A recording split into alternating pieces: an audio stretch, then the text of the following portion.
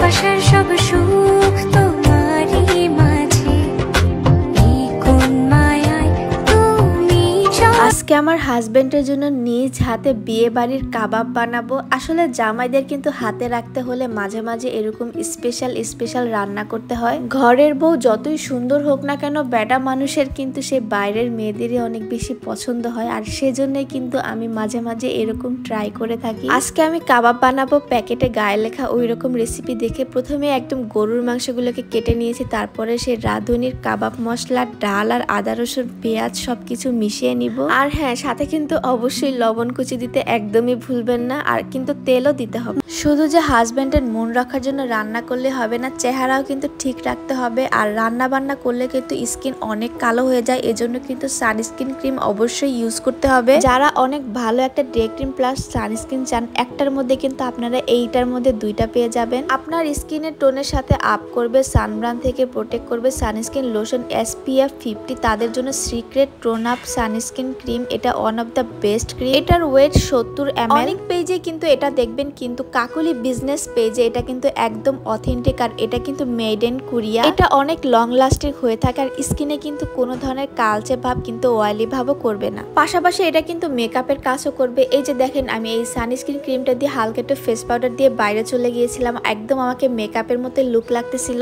মনে মনে খুব ভয় পাচ্ছিলাম যে সবকিছু পারফেক্ট হবে কিনা, কারণ জীবনের প্রথম এই কাবাব বানাতে নিচ্ছি। জামাইয়ের মন রক্ষা করার জন্য যে কত কিছু করতে হয় মেয়েদের, আসলে মেয়েরা যতই করুক তারপরে কিন্তু হাজবেন্ড কিংবা শ্বশুর বাড়ির কারোই মন পায় না। তো সবকিছু মাখামাখি শেষ করে কিন্তু চুলায় বসে এটাকে ভালো করে আমি সেদ্ধ করে নিব। আর তারপরে কিন্তু ব্লেন্ডার দিয়ে এটাকে একদম মিক্সড মানে গুঁড়া করে ফেলবো। বাজারের জিনিসপত্র যেই দাম, মনে মনে কিন্তু অনেক বেশি আমার টেনশন কাজ করতেছিল, কারণ যদি সবকিছু নষ্ট হয়ে যায় তাহলে কিন্তু আমার জামাই আমাকে আজকে আস্তই রাখবে না। আমি একটু অল্প করে নিলেই পারতাম, কিন্তু আমি ভুল করে প্রায় 2-3 কেজি মাংস নিয়ে নিয়েছিলাম। আর এটা দিয়ে কিন্তু অনেক বেশি কাবাব হয়ে যাবে। আর এটার মধ্যে কিন্তু কাঁচামরিচ, ধনিয়া পাতা দিলেও কিন্তু অনেক বেশি টেস্টি হয়ে থাকে। কাঁচামরিচ কাটতে কিন্তু আমি অনেক বেশি ভয় পাই, কারণ কাঁচামরিচ একটু ধরলে আমার হাত অনেক বেশি জ্বলে থাকে। আর এটার থেকে মুক্তি পাওয়ার কি উপায়, কেউ যদি জেনে থাকেন অবশ্যই কমেন্ট করে জানাবেন। আর আমার কাবাব বানানো হয়েছে কিনা সেটাও কিন্তু জানাবেন, কারণ আমি নিজেও জানি না যে আমি কিভাবে কাবাব বানাচ্ছি আর এটা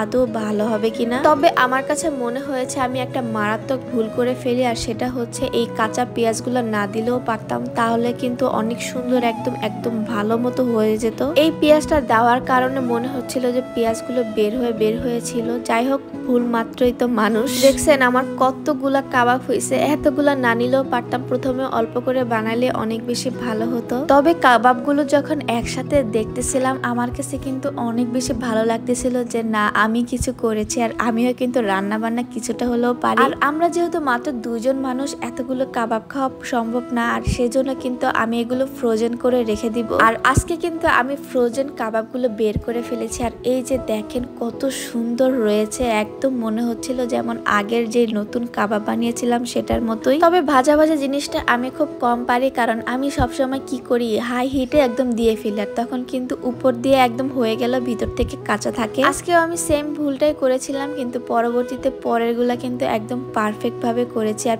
একটুখানি ভিজা থাকার কারণে কিন্তু অনেকগুলো তেল ছিটেছে। আর এই যে দেখেন, এটা হচ্ছে আমার কাবাবের ফাইনাল লুক। কাবাবগুলো সুন্দর শেপে আনা আমার পক্ষে হয় নাই, যার কারণে একটু তেরা বেঁকা হয়েছে। এটা সবাই ক্ষমা দৃষ্টিতে দেখবেন। কিন্তু আমার জামাই কিন্তু এই কাবাব খেয়ে অনেক বেশি খুশি। কাবাবগুলো ফ্রোজেন থাকার কারণে যে কোনো আইটেমের সাথেই চট করে ওকে আমি ভেজে দিই, আর ও কিন্তু এভাবেই খেয়ে ফেলে। আর মাশাআল্লাহ, কাবাবের ভিতরটাও কিন্তু অনেক বেশি সুন্দর হয়েছিল। আপনারা কিন্তু আপনাদের হাজবেন্ডের জন্য এভাবে বানিয়ে রাখতে পারেন।